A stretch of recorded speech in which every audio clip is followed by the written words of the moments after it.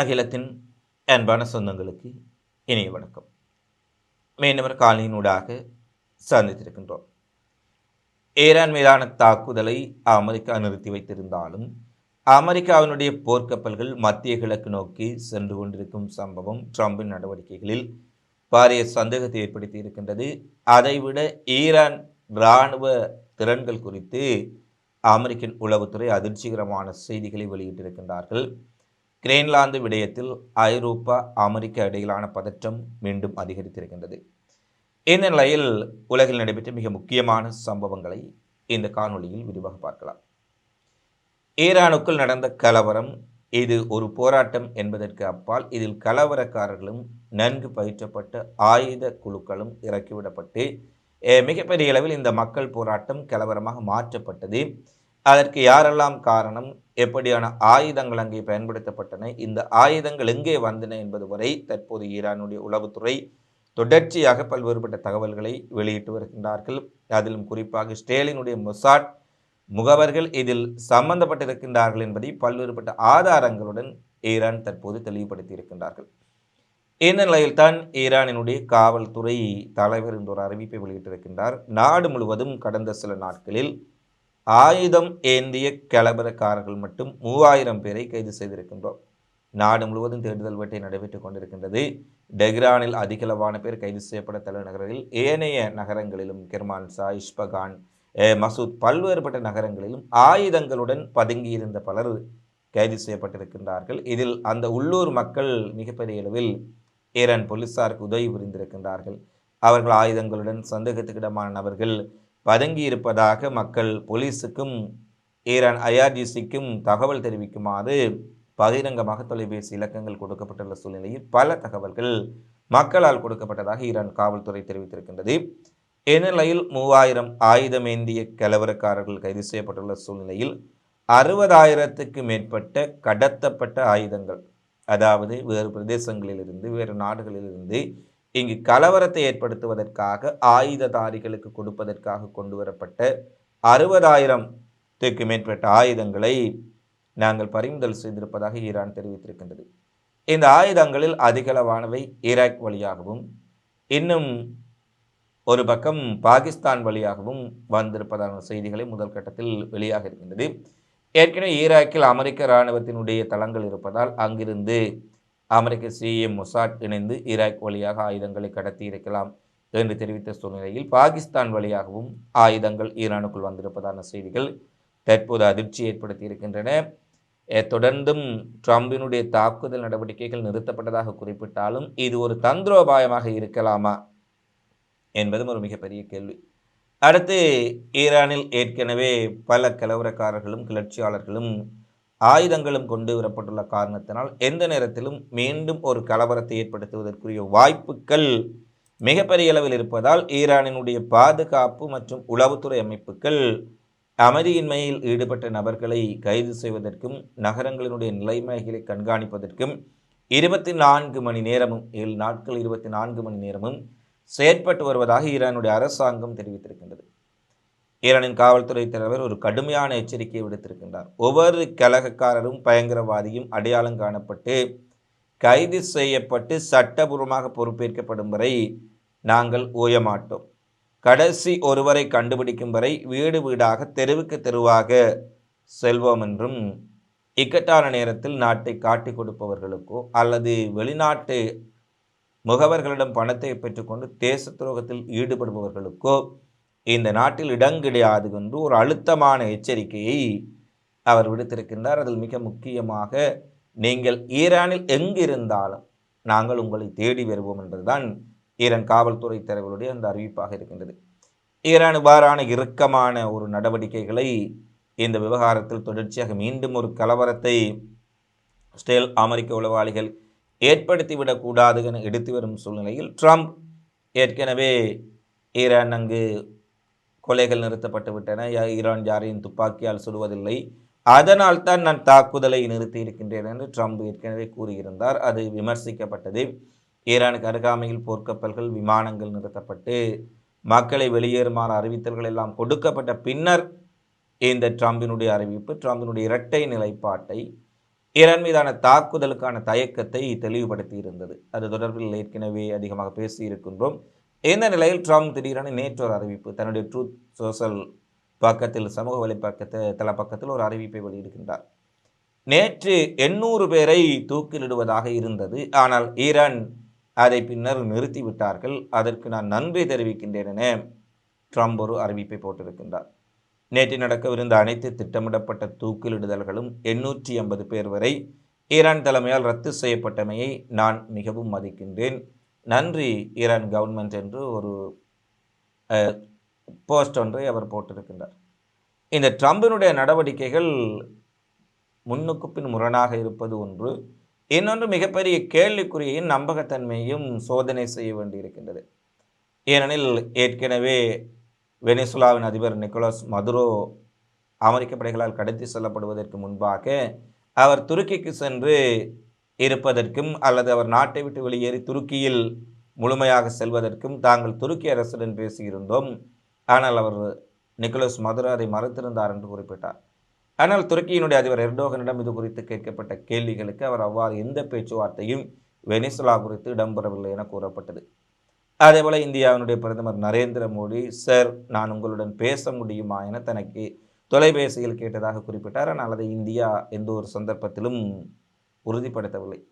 இந்த நிலையில்தான் தற்போது ஈரான் 800 பேரை தூக்கிலிடுவதாக நேற்று கூறியதும் ஈரான் அரசுடகங்கள் கூறவும் இல்லை.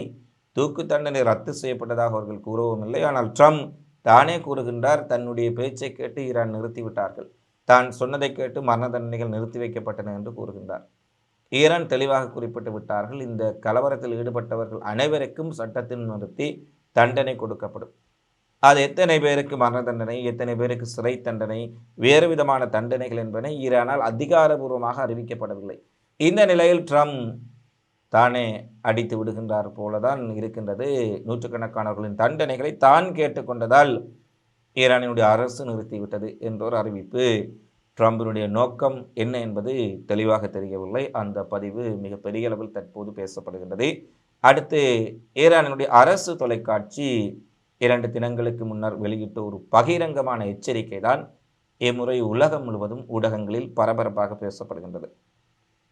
அமெரிக்காவினுடைய ஜனாதிபதி தேர்தல் நடைபெற்ற போது 2024ஆம் ஆண்டில் பட்லர் பிரதேசத்தில் ஜனாதிபதி தேர்தல் பிரச்சாரம் இடம்பெற்றுக் கொண்டிருந்த போது பிரச்சாரம் இடம்பெற்ற மைதானத்திற்கு எதிரே இருந்த கட்டிடத்திலிருந்து ஸ்னைப்பர் துப்பாக்கியால் ஒரு குறிவைத்து ட்ரம்ப் மீது தாக்குதல் நடத்தப்பட்டது. அந்த தாக்குதலில் சன்னம் தோட்டாக்கள் ட்ரம்பினுடைய காதை துளைத்து கொண்டு சிறிய காயத்துடன் அவர் தப்பித்து விட்டார். பின்னர் இந்த கொலையாளி கைது செய்யப்பட்டிருந்தார். இந்த நிலையில் ட்ரம்புக்கு அந்த தாக்குதல் சம்பவம் கூட மிகப்பெரிய அனுதாபத்தை பெற்றுக் கொடுத்தது. ட்ரம்ப் காதில் சிறிய காயத்துடன் தப்பி இருந்த சூழ்நிலையில் அந்த சம்பவத்துக்கு பின்னால் ஈரான் தான் இருக்கலாம் என்று அமெரிக்கன் CIA, ஆஸ்திரேலிய மொசாட் மற்றும் ஐரோப்பிய உளவுத்துறைகளும் மிகப்பெரிய அளவில் குற்றச்சாட்டுக்களை முன்வைத்திருந்தார்கள். இந்த நிலையில் ஈரான் தற்போது ஈரானின் அரசு தொலைக்காட்சி பகிரங்கமாகவே ட்ரம்புக்கு ஒரு எச்சரிக்கை விடுத்திருக்கின்றார்கள். உங்களை கொல்வதற்கான எமது குறி இம்முறை தப்பாது என்பதை நினைவுபடுத்திக் கொள்கின்றோம். இது சாதாரண ஈரானினுடைய சமூக வலைத்தளங்களோ ஊடகங்களோ சாதாரண நபர்களோ வெளியிடவில்லை. ஈரானில் அதிகாரபூர்வமாக இயங்கக்கூடிய ஈரானின் அரசு தொலைக்காட்சியில் நேரடியாக ஒரு அச்சுறுத்தல் ட்ரம்புக்கு விடுக்கப்பட்டது. இம்முறை தோட்டாவினுடைய குறி சரியாக இருக்கும், எந்த ஒரு சூழ்நிலையிலும் தப்பாது. ஈரான் மீது தாக்குதல் நடத்தினால் உன்னை அமெரிக்காவில் வைத்தே நாங்கள் கொல்வோம், கொலை செய்வோம் என்பதை இவ்வளவு வெட்ட வெளிச்சமாக பகிரங்கமாக எந்த ஒரு நாடும் ட்ரம்புக்கு இவ்வளவு ஒரு கடுமையான எச்சரிக்கை கொடுத்ததில்லை. உலக நாடுகளை அதிர்ச்சி அடைந்திருக்கின்றார்கள். ஈரான் இவ்வளவு காலம் மறைமுக எச்சரிக்கைகள் பலவற்றை விடுத்தார்கள். இம்முறை நேரடியாக அதனுடைய கருத்து, கடந்த தடவை தாக்குதலையும் நாங்கள் தான் செய்திருந்தோம், அதில் தப்பித்து விட்டாய், எம்முறை தாக்குதல் தப்பாது, தோட்டாக்கள் ட்ரம்பை துளைத்தெடுக்கும் என்பதை அரசு தொலைக்காட்சி தெளிவாக ஒளிபரப்பி இருக்கின்றது. இதுவும் ட்ரம்ப் இந்த தாக்குதலை நிறுத்துவதற்கு முதல் நாள் நடந்த சம்பவங்கள். இந்த சம்பவங்களின் பின்னர் தான் ட்ரம்ப் திடீரென தாக்குதலை நிறுத்தியிருந்தார், அது வேறு விஷயம். தற்போது இந்த தகவல் ஈரான் அரசு தொலைக்காட்சியால் அரசினுடைய அனுமதியுடன் தான் ஒளிபரப்பப்பட்டது என்ற விடயமும் தற்போது வெளியாக இருக்கின்றது. அடுத்து அமெரிக்காவின் உளவுத்துறை CIA அமெரிக்க அதிபர் டொனால்ட் ட்ரம்ப் ஈரான் மீதான தாக்குதல் தொடர்பில் ஆலோசனை நடத்தும் பொழுது ஒரு மிக முக்கியமான ஒரு அறிவிப்பை விடுத்திருக்கின்றார்கள். ஈரானின் ஆட்சி தற்போது நடைபெற்ற போராட்டங்களினால் கவிழும் நிலையில் இல்லை என்றும், பலமான நிலையிலேயே காணப்படுவதாகவும், சில ஆயிரம் பேர் போராட்டத்தில் ஈடுபட்டாலும் கூட அதிகளவான மக்கள் ஈரானிய இஸ்லாமிய குடியரசினுடைய அரசுக்கு, அயதுல்லா அல் ஹமேனியினுடைய அரசுக்கு ஆதரவாகவே அங்கே இருக்கின்றார்கள். எனவே நாங்கள் ஒரு தாக்குதலை நடத்துவதனூடாக ஈரான் அரசை வீழ்ச்சிக்குட்படுத்த முடியாது என்பதை தெளிவுபடுத்தி இருக்கின்றார்கள். இரண்டாவது விடயம் ஒன்றையும் குறிப்பிட்டிருக்கின்றார்கள். 12 நாள் இஸ்ரேல் அமெரிக்காவுடனான யுத்தத்தில் ஈரானினுடைய பெரும்பாலான இராணுவ திறன்கள் அழிக்கப்பட்டன அல்லது சிதைக்கப்பட்டன என இஸ்ரேலும் அமெரிக்காவும் தொடர்ச்சியாக கூறி வருகின்றார்கள். ஆனால் அந்த 12 நாள் யுத்தத்தில் சேதமடைந்ததை விட தற்போது அந்த சேதங்கள் மீளமைக்கப்பட்டது மட்டுமல்ல, மறுசீரமைக்கப்பட்டதுடன் அதைவிட அதிகமான இராணுவ பலத்தை ஈரானுடைய இராணுவம் கட்டியெழுப்பி இருக்கின்றார்கள். இதுவரை பயன்படுத்தாத பல அபாயகரமான ஆயுதங்களும் ஏவுகணைகளும் அதிக சேதத்தை ஏற்படுத்தக்கூடிய நாசகார ட்ரோன்களும் ஈரான் இராணுவத்தின் கைகளில் உள்ளன. மிகப்பெரிய ஆபத்தான ஆயுதங்கள் ஈரான் இராணுவத்தில் இருப்பதாக அமெரிக்க உளவுத்துறை ட்ரம்புக்கு ஒரு அறிவித்தலை கொடுத்திருக்கின்றார்கள். ஏற்கனவே நாங்கள் நேற்று பேசியிருந்தோம். ஈரான் அமெரிக்காவின் மத்திய கிழக்கு நிலைகள் அத்தனையும் தாக்கப்படும் என்பதை வெளிப்படையாக அறிவித்து விட்டார். ஏனென மத்திய கிழக்கு நாடுகள் பதறி போயிருக்கின்றார்கள். ஈரான் மீது அமெரிக்கா தாக்கப் போகின்றது என்பதற்காக அல்ல. ஈரானின் பதிலடியால் தங்களுடைய எண்ணெய் கிணறுகள் பற்றி எரிந்துவிடும். ஈரானின் ஏவுகணை பலத்தை ஏற்கனவே ஒரு தடவை பார்த்திருக்கின்றார்கள். அதன் காரணமாக மத்திய கிழக்கு நாடுகளுடைய தொடர்ச்சியான அழுத்தம், கத்தாராக இருக்கலாம், ஜோர்டானாக இருக்கலாம், எகிப்து, சவுதி அரேபியா, துருக்கி போன்ற நாடுகள் தொடர்ச்சியாக இந்த தாக்குதலை நிறுத்த வேண்டும். இது ஈரான் மீதான தாக்குதல் மட்டுமல்ல, ஒட்டுமொத்த மத்திய கிழக்கும் அழிவை சந்திக்கும் என்ற அறிவிப்புகளும் தற்போது அமெரிக்க அதிபர் ட்ரம்புக்கு தெரிவிக்கப்படும் சூழ்நிலையில் தான் ஈரான் மீது தாக்குதல் நடத்தலாமா இல்லையா என்பது மிகப்பெரிய ஒரு கேள்வியாக, தயக்கமாக தற்போது அமெரிக்காவுக்கு மாறியிருக்கின்றது. அடுத்து மேற்கு கரையில் நேற்று அமெரிக்காவினுடைய கார்கோ விமானம் ஒன்று ஹெலிகாப்டர்களை சுமந்து செல்லும் பொழுது ஏற்பட்ட விபத்தில் ஒரு தாக்குதல் ஹெலிகாப்டர் வீழ்ந்து நொறுங்கி இருக்கின்றது. கீழே இருந்த வீடுகளுக்கு மேல் ஹெலிகாப்டர் வீழ்ந்து நொறுங்கியதில் வீடுகளில் வசித்த 2 மக்கள் காயமடைந்திருக்கின்றார்கள். ஹெலிகாப்டர் முற்றாக வெடித்து சிதறியிருப்பதாக அறிவிக்கப்பட்டிருப்பதுடன் இந்த தாக்குதல் தொடர்பில் இஸ்ரேலிய விமானப்படை விசாரணைக்கு உத்தரவிட்டிருப்பதாக விமானப்படை தளபதி தெரிவித்திருக்கின்றார். வெனிசுலா அதிபர் நிக்கோலஸ் மதுராவை அமெரிக்க படைகள் உள்ளே நுழைந்து சிறப்பு நடவடிக்கை மூலம் கடத்தி சென்ற பொழுது அவருடைய உள்ளக பாதுகாப்புக்காக நியமிக்கப்பட்டவர்கள் கியூபா நாட்டை சேர்ந்த 32 மிக முக்கியமான இராணுவ தளபதிகள், அதிகாரிகள் என்று கூறப்பட்ட சூழ்நிலையில் வெனிசுலா மீதான அமெரிக்க தாக்குதலில் கொல்லப்பட்ட கியூபா வீரர்களினுடைய உடலங்கள் நேற்று கியூபாவுக்கு கொண்டு செல்லப்பட்டன. அது தொடர்பிலான காணொலிகளை நேற்று நாங்கள் வெளியிட்டிருந்தோம். இந்த நிலையில் இன்றைய தினம் இறந்த கியூபா வீரர்களுக்கு அஞ்சலி செலுத்தும் விதமாக லட்சக்கணக்கான மக்கள் வீதிகளில் இருந்து அமெரிக்காவுக்கு எதிராகவும் ஏகாதிபத்தியத்துக்கு எதிராகவும் தங்கள் முழக்கங்களை எழுப்பியிருக்கின்றார்கள். அமெரிக்கா உலகின் போலீஸ்காரனாக செயற்பட்டு கொண்டு மிகப்பெரிய படுகொலைகளை செய்வதாகவும், அமெரிக்க அதிபர் ட்ரம்பின் கரங்கள் இரத்த கரைபடிந்த கரங்களாக இருப்பதாக மக்கள் தெரிவித்து மிகப்பெரிய போராட்டம் கியூபாவில் நடைபெற்றிருக்கின்றது. வெனிசுலாவிலும் நேற்று போராட்டம் நடைபெற்றிருக்கின்றது. கியூபாவிலும் போராட்டம் நடைபெற்றுக் கொண்டிருக்கின்றது. அமெரிக்காவிலும் ஐசிஇ முகவர்களினால் மக்கள் படுகொலை செய்யப்பட்டதற்காக ஆரம்பித்த போராட்டம் இன்று 8வது நாளை கடந்து அமெரிக்காவில் தீவிரமடைந்திருக்கின்றது. பல இடங்களில் போராட்டக்காரர்களுக்கும் போலீசாருக்கும் இடையில் மிக கடுமையான மோதல்கள் இடம்பெற்றிருக்கின்றது. அரசு வாகனங்களும் பல கார்களும் தீ வைத்து கொளுத்தப்பட்டிருக்கின்றன. அடுத்து வரும் நாட்களில் அந்த போராட்டம் தீவிரமடைந்தால் அமெரிக்க அரசுக்கு அது ஒரு நெருக்கடியான நிலையாக மாறும் என்பதுதான் அமெரிக்க ஊடகங்கள் இன்று வெளியிட்டிருக்கக்கூடிய செய்தியாக இருக்கின்றது. கிரீன்லாந்து விவகாரத்தில் அமெரிக்கா எப்படியாவது கிரீன்லாந்தை கையகப்படுத்தி அமெரிக்காவுடன் இணைப்போம் என்பதை அமெரிக்காவுடைய வெளியுறவுத்துறையும் பாதுகாப்புத்துறையும் தெளிவுபடுத்தி இருக்கின்றார்கள். அதை விலைக்கு வாங்குவதற்கான முயற்சிகள் மேற்கொள்ளப்பட்டது. ஆனால் கிரீன்லாந்தினுடைய தற்போதைய அரசோ அல்லது கிரீன்லாந்து தற்போது டென்மார்க்கின் ஆளுகைக்குள் இருக்கின்றது, டென்மார்க் அரசோ திட்டவட்டமாக மறுத்துவிட்டார்கள் கிரீன்லாந்து விற்பனைக்கு அல்ல என்பதை.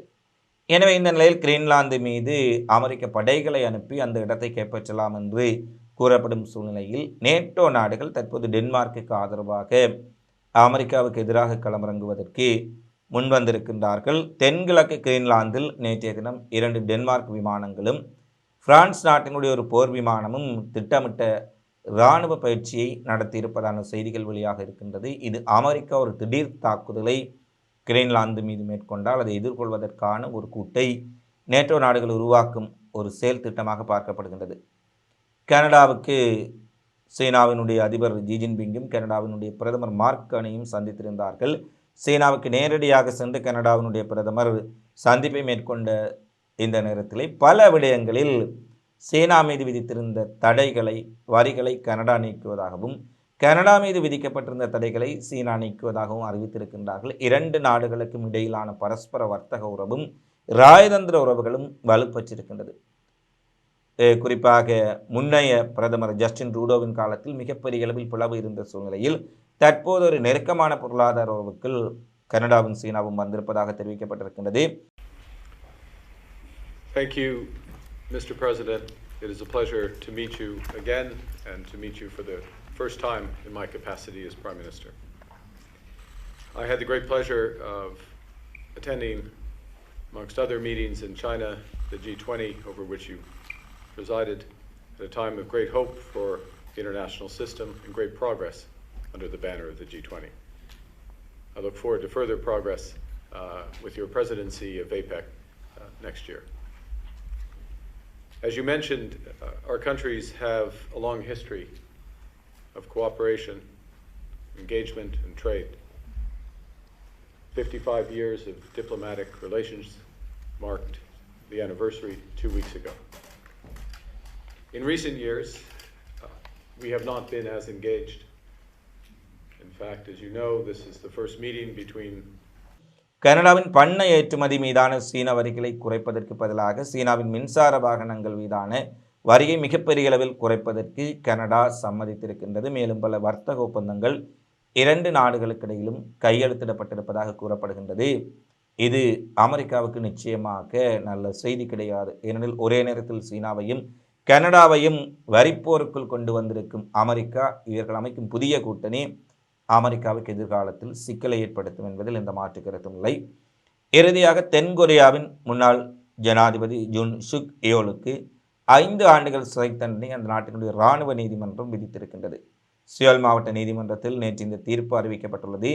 இராணுவ சட்ட அமுலாக்கம் மற்றும் கிளர்ச்சி ஆகிய விவகாரங்களில் தென்கொரியாவின் முன்னாள் ஜனாதிபதி யோல் குற்றவாளி என அடையாளம் காணப்பட்டிருப்பதுடன் அவர் மீதான குற்றச்சாட்டுக்கள் தண்டனைக்குரியவை, தேச துரோகம், நாட்டின் இறையாண்மைக்கு எதிரான பல விடயங்கள் உள்ளடங்கி இருப்பதால் அவருக்கு விதிக்கப்பட்ட சிறை தண்டனையில் அவர் பிணை பெற்றுக்கொள்ள முடியாது என்று கூறப்படுகின்றது. எனவே 5 ஆண்டுகள் தென்கொரியாவினுடைய முன்னாள் ஜனாதிபதி சிறைக்குள் இருக்க வேண்டிய ஒரு நிலைக்கு தள்ளப்பட்டிருக்கின்றார். இவைதான் இன்றைய நாளில் வெளியான மிக முக்கியமான செய்திகளாக நிகழ்வுகளாக பதிவாக இருக்கின்றன. தினந்தோறும் உலகெங்கும் நடைபெறும் செய்திகளை உடனுக்குடன் அறிந்து கொள்ள அகிலத்தோடு இணைந்திருங்கள். எங்களுடைய செய்திகளுக்கு அப்பால் செல்லக்கூடிய டிராவல் விளாக் சேனலை சப்ஸ்கிரைப் செய்யுமாறு கேட்டிருந்தும் பல நண்பர்கள் சப்ஸ்கிரைப் செய்து உங்களுடைய பேராதரவை வழங்கி இருக்கின்றீர்கள். உங்களுக்கும் நன்றிகளை தெரிவித்துக் கொண்டு இன்றைய காணொளியிலும் டிஸ்கிரிப்ஷனிலும் முதல் கமெண்ட்ஸிலும் புதிய சேனலினுடைய இணைப்பு லிங்க் கொடுக்கப்பட்டுள்ளது. நீங்கள் சப்ஸ்கிரைப் செய்து கொள்ளலாம் என்ற தகவலோடு மீண்டும் அடுத்த காணொளியில் சந்திப்போம். நன்றி, வணக்கம்.